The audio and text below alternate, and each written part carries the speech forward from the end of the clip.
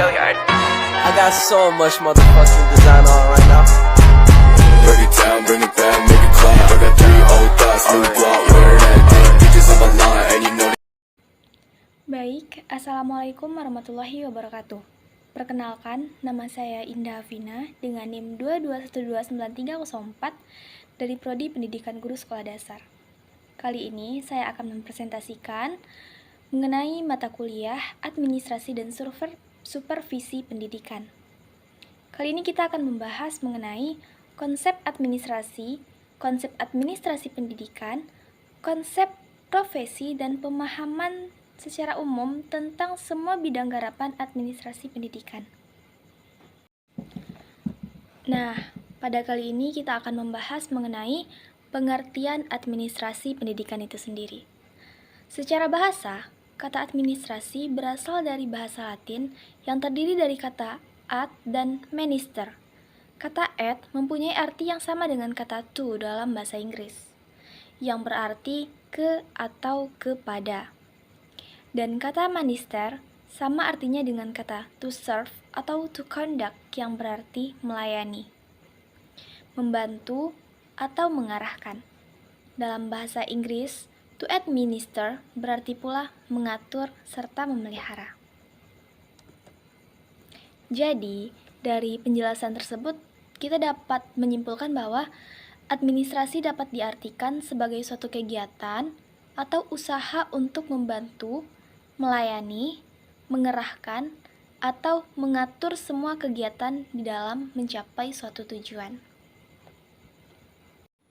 Baik teman-teman, tadi kita sudah membahas mengenai pengertian administrasi. Sekarang kita akan membahas mengenai pengertian administrasi pendidikan. Administrasi pendidikan ialah segenap proses pengerahan dan pengintegrasian segala sesuatu, baik personil, spiritual, maupun material, yang bersangkut paut dengan pencapaian tujuan pendidikan. Jadi, di dalam proses administrasi pendidikan, segenap usaha orang-orang yang terlibat di dalam proses pencapaian tujuan pendidikan itu diintegrasikan, kemudian diorganisasikan, dan dikoordinasi secara efektif. Dan semua materi yang diperlukan dan yang telah ada dimanfaatkan secara efektif dan efisien. Nah, setelah kita membahas pengertian dari administrasi serta pengertian dari administrasi pendidikan, sekarang kita akan membahas mengenai tujuan administrasi pendidikan itu sendiri. Menurut teman-teman, tujuan administrasi pendidikan itu apa sih? Nah, pada PPT sudah dijelaskan bahwa tujuan administrasi pendidikan tidak lain adalah agar semua kegiatan itu mendukung tercapainya tujuan pendidikan, atau dengan kata lain, administrasi digunakan di dalam dunia pendidikan adalah agar tujuan pendidikan itu sendiri tercapai. Setelah kita memahami tentang tujuan pendidikan, tentu kita akan membahas juga mengenai manfaat administrasi pendidikan. Kita dapat mengetahui bahwa administrasi itu adalah suatu lembaga pendidikan yang merupakan suatu sumber utama manajemen dalam mengatur proses belajar mengajar dengan tertib sehingga tercapainya suatu tujuan terpenting pada lembaga pendidikan tersebut. Yang kedua, kita dapat mengetahui bagaimana proses-proses berjalannya suatu administrasi pendidikan yang sebenarnya harus dilakukan sebagai seorang pendidik. Karena dalam administrasi pendidikan itu tidak hanya membahas tentang catat-mencatat, keuangan, melainkan bagaimana kita dapat melaksanakan proses organisasi itu sesuai dengan apa yang telah kita rencanakan secara efektif dan efisien. Nah, administrasi erat kaitannya dengan sebuah profesi, teman-teman. Jadi kita sekarang akan membahas mengenai apa sih itu profesi. Nah, profesi merupakan kata serapan dari bahasa Belanda, yaitu profesie, dan dalam bahasa Yunani dari kata epangelia, yang artinya janji, untuk memenuhi kewajiban melaksanakan suatu tugas khusus dengan tetap atau secara permanen.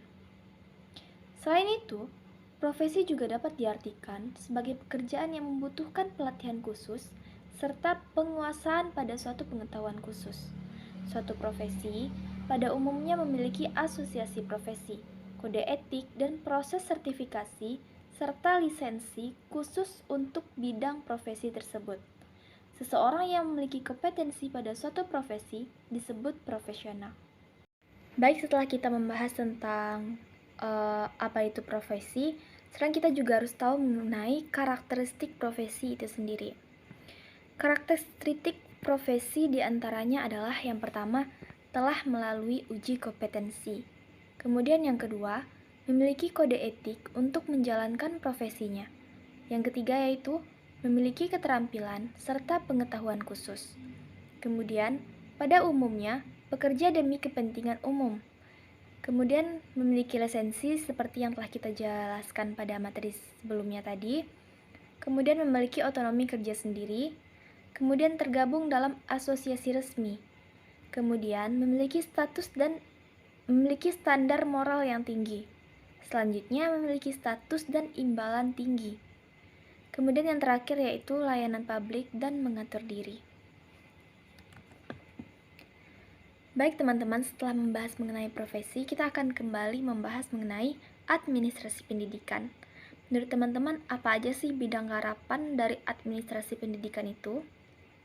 Nah, administrasi pendidikan mencakup bidang-bidang garapan yang sangat luas. Di antaranya yaitu administrasi personil, administrasi kurikulum, kepemimpinan, kepengawasan, atau supervisi pendidikan, organisasi lembaga pendidikan, dan sebagainya. Nah, bidang garapan yang pertama yaitu administrasi tata laksana sekolah. Ini meliputi yang pertama organisasi dan struktur pegawai tata usaha, kemudian organisasi dan anggaran belanja keuangan sekolah, kemudian masalah kepegawaian dan kesejahteraan personel sekolah, kemudian masalah perlengkapan dan perbekalan, selanjutnya keuangan dan pembukuannya, selanjutnya korespondensi surat menyurat, selanjutnya yaitu laporan-laporan bulanan, kuartalan, serta tahunan. Yang kedelapan yaitu masalah pengangkatan mutasi, penempatan, dan pemberhentian pegawai. Serta yang terakhir yaitu pengisian buku rapor, klaper, atau pengumpulan tugas nilai angka. Baik, yang kedua, administrasi personil guru dan pegawai sekolah. Nah, pada administrasi guru ini meliputi yaitu yang pertama, pengangkatan dan penempatan tenaga guru, organisasi personil guru-guru, masalah kepegawaian dan kesejahteraan guru, rencana orientasi bagi guru baru, kondite dan penilaian kemajuan guru, serta yang terakhir pelatihan dan penataran bagi para guru. Nah, yang selanjutnya yaitu administrasi siswa. Pada garapan administrasi siswa ini sendiri juga meliputi tentang satu yang pertama yaitu organisasi dan perkumpulan siswa, masalah kesejahteraan siswa, kemudian penilaian dan pengukuran kemajuan siswa, bimbingan dan penyuluhan bagi siswa. Nah, setelah administrasi siswa, garapan administrasi pendidikan selanjutnya yaitu supervisi pengajaran. Nah, pada supervisi pengajaran ini meliputi yang pertama, usaha membangkitkan dan merangsang semangat guru-guru serta para pegawai tata usaha dalam menjalankan tugasnya masing-masing dengan sebaik-baiknya. Kemudian, usaha mengembangkan materi dan menggunakan metode-metode baru dalam mengajar dan belajar yang lebih baik. Selanjutnya yaitu mengusahakan cara-cara menilai hasil-hasil pendidikan dan pengajaran. Yang keempat, mengusahakan dan mengembangkan kerjasama yang baik antara guru, siswa, dan pegawai tata usaha sekolah. Serta yang terakhir, usaha mempertinggi mutu dan pengalaman guru-guru. Biasanya untuk usaha dan mutu pengalaman guru-guru ini ada berupa pelatihan, serta dan lain sebagainya. Nah, untuk garapan yang terakhir yaitu yaitu meliputi pelaksanaan dan pembinaan kurikulum. Pada pelaksanaan dan pembinaan kurikulum ini meliputi yang pertama, mempedomani dan merealisasikan apa yang tercantum di dalam kurikulum sekolah yang bersangkutan dalam usaha mencapai dasar-dasar dan tujuan pendidikan dan pengajaran.